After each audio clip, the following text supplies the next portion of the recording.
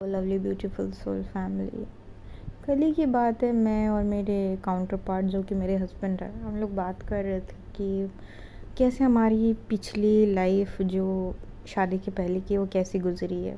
तो मैंने उन्हें अपना एक्सपीरियंस बताया कि मेरी लाइफ में तो बचपन से मैंने सिर्फ लड़ाई झगड़े देखे हैं, रोना धोना, एक दुखी टाइप की लड़की हुआ करती थी मैं। हम लोग ना कभी कभी ऐसी बातें करने बैठ जाते जब हम लोग को टाइम मिलता है, क्योंकि वो जानना चाहते थे कि मैं आज ऐसी कैसे हूँ, और मैं भी ये बताना चाहती थी कि मैं आज ऐसी कैसी हूँ। मैंने बताया अच्छे से, क्योंकि इतनी डिटेल में एक दूसरे के बारे में बातें जानने के लिए आपको अच्छा वक्त बिताना ज़रूरी है। तो मैंने उन्हें बताया कि बचपन से जो मेरी लाइफ बीती है, कुछ ख़ास मैंने मनी देखा नहीं था। कॉन्फिडेंस तो मेरा ज़ीरो था, क्योंकि मेरे जो जनरेशन बाय जनरेशन है, मैंने अपनी मम्मी को देखा, वो एक वीक थी, सहमी हुई, डरी हुई, विक्टिम मेंटालिटी की इंसान थी, जो कि अमूमन उस ज़माने में सारे लोग होते हैं, बहुत कम लोग होते हैं कॉन्फिडेंट जो अपनी बात अच्छे से कह पाते हैं, अपने लिए खड़े रहते हैं, अपने लिए लड़ पाते हैं। तो मैं भी वैसी थी, हमेशा दुखी रहती थी, और मैं ये जानती भी नहीं थी कि मैं क्यों दुखी रहती हूँ। दुखी रहना, स्माइल नहीं करना, अपने आप को कम समझना, क्योंकि मैंने देखा था कि मेरी मम्मी हमेशा अपने आप को कम समझती है। तो ये चीज़ मेरे अंदर अब्जॉर्ब हो गई, और मैं इसी धारणा के साथ आगे बढ़ती थी। लेकिन मेरे अंदर एक डिज़ायर थी कि एक ऐसी लाइफ हो जहाँ मेरे पास लग्जरी हो, जहाँ मेरे पास लव हो, जहाँ मेरे पास बहुत अच्छा हो सब कुछ जीवन में, जितना मनी चाहिए उतना हो, करियर बेस्ट हो। लेकिन मेरी सोच क्या थी? मेरी सोच थी दुखी रहती थी, सैडनेस रहती थी, क्योंकि वही सारी चीज़ें मैं देख रही थी, ऑब्जॉर्व कर रही थी। अब मैंने कभी अच्छा रिलेशन देखा ही नहीं है, ऑनेस्टली मैं बता रही हूँ, क्योंकि मेरी मम्मी पापा का रिलेशन एक डिसफंक्शनल फैमिली, उनकी भी फैमिली वैसी ही थी।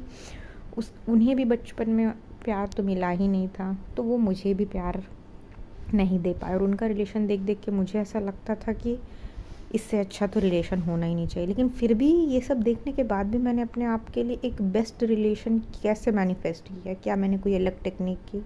नहीं। इसका टाइम था कि जब मेरे डीएम मेरे लाइफ में आए, तब हम लोगों ने काउंटर पार्ट किया।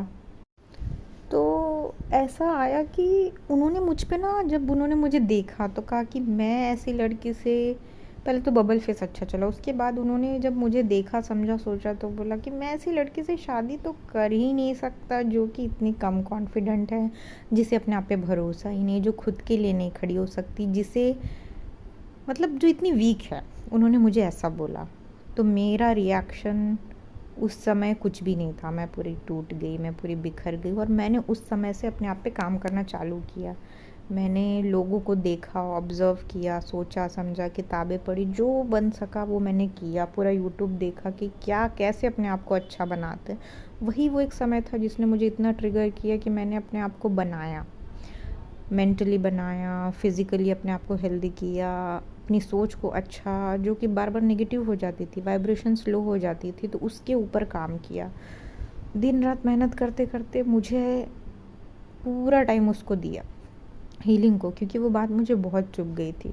तो मैंने उन्हें बताया कि यही थे, आप ही है जिन्होंने, जिनकी वजह से मैंने अपने आप को इतना हील किया, और आज मैं ये हूँ कि मैं बात कर सकती हूँ, मैं खुश रहती हूँ। खुश रहना एक चॉइस है, वो मैंने बना ली है।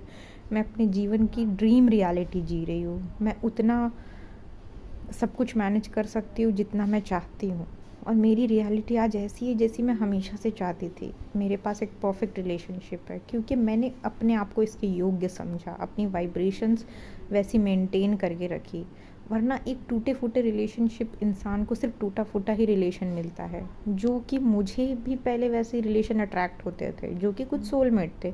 लेकिन जब से मेरे काउंटर पार्ट मेरी लाइफ में आए, तो मुझे लगा कि कुछ तो चुभा है जो जिस पे काम करना है। तो बस मेरे में यही अच्छी बात है कि मैं एक बार जब चीज़ों को समझ जाती हूँ, उसको लेके मैंने जो पकड़ा और आगे बढ़ी, मैंने कभी मुड़ के नहीं देखा। अपने सोल पर्पस को पकड़ा, अपने सोल पर्पस की तरफ बढ़ते गई। स्पिरिचुअलिटी में मेरा और रुझान बढ़ता चला गया। तो इस तरीके से जब मैं अपने काउंटर पार्ट को बता रही थी, वो बोल रहे थे अच्छा मैं ही रीज़न था तुम्हारी ग्रोथ का, और वो खुश भी थे, और उन्हें ये भी था कि तुम मुझे बहुत इंस्पायर करती हो। तो हमेशा जैसा आप खुद को देखते हैं, वैसा ही सामने वाला आपको देखता है। आज मैं ये सब आपको इसलिए बता रही हूँ क्योंकि आज एक प्यारी डीएफ ने मुझसे बहुत दिन पहले पूछा था कि आपका बर्थडे कब आता है, तो मैंने उन्हें बताया था। तो उन्होंने मुझसे कुछ पिक्चर्स मांगी थी कि बस कुछ कि मैं आपके लिए अपना प्यार व्यक्त करना चाहती हूँ, इसके लिए आपको एक वीडियो बना दूँगी। वही मैंने अपलोड कर दिया है।